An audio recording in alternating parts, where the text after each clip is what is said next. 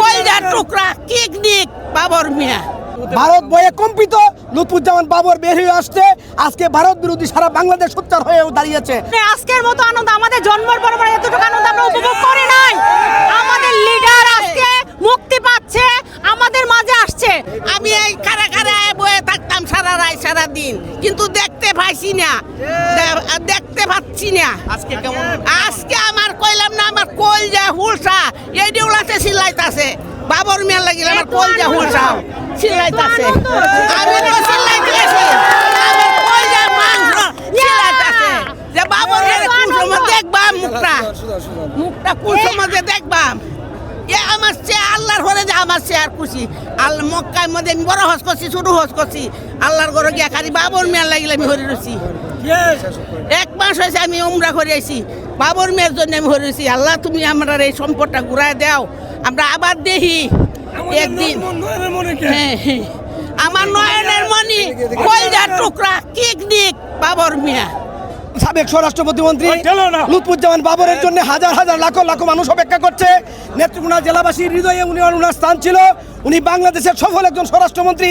উনাকে স্বৈরাচারিণী শেখ হাসিনা যেভাবে নির্যাতন করেছে, নিপীড়ন করেছে, উনাকে তিলে তিলে ধ্বংস করতে চেয়েছিল এবং উনার মুখ দিয়ে জিয়া পরিবারের জন্য এবং তারেক রহমানের বিরুদ্ধে যাতে কোনো কথা বলানোর জন্য চেষ্টা করেছে। উনাকে প্রলোভন দেখিয়েছে মুক্তি দিয়ে দিবে, উনাকে খালাস দিয়ে দিবে, কিন্তু তারেক রহমান এবং জিয়া পরিবারের বিরুদ্ধে উনি কোনো কথা বলে নাই, জীবনকে বাজি রেখেছিলেন। উনি বলেছেন আমার জীবন যদি চলে যায় আমি সত্যের পক্ষে, ন্যায়ের পক্ষে, জিয়া পরিবারের পক্ষে থাকবো। এই জন্য শেখ হাসিনা সরকার ভারতের সরকার, শেখ হাসিনা সরকার ভারত নিয়ন্ত্রিত সরকার, তাবেদার সরকার। শেখ হাসিনা চেয়েছিল বাংলাদেশকে ভারতের অঙ্গরাজ্য হিসাবে পরিণত করা। এই জন্যে এই দেশে আজকে ভারতকে এবং বাংলাদেশের আইন শৃঙ্খলা এবং সার্বভৌমত্ব ফিরিয়ে আনার জন্য লুৎফুজ্জামান বাবরকে আগামী দিনে আগামী সরকারের স্বরাষ্ট্রমন্ত্রীর দায়িত্ব দিয়ে এবং দলীয় স্থায়ী কমিটির পদে অধিষ্ঠিত কম্পিত লুৎফুজ্জামান বাবর বের হয়ে আসছে। আজকে ভারত বিরোধী সারা বাংলাদেশ সোচ্চার হয়েও দাঁড়িয়েছে।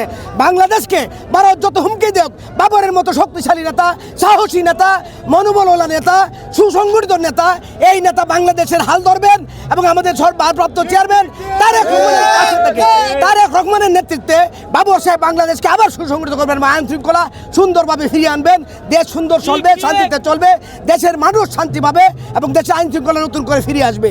এই জন্যে বাবর সাহেবকে আমরা আগামী দিন নেত্রকোনা জেলাবাসী, ওভারঅল সারা বাংলাদেশের মানুষ বাবর সাহেবকে স্বরাষ্ট্রমন্ত্রী দেখতে চাই এবং বাংলাদেশকে বাংলাদেশের জাতীয়তাবাদী দলের স্থায়ী কমিটির মেম্বার হিসেবে আমরা লুৎফুজ্জামান বাবরকে দেখতে চাই।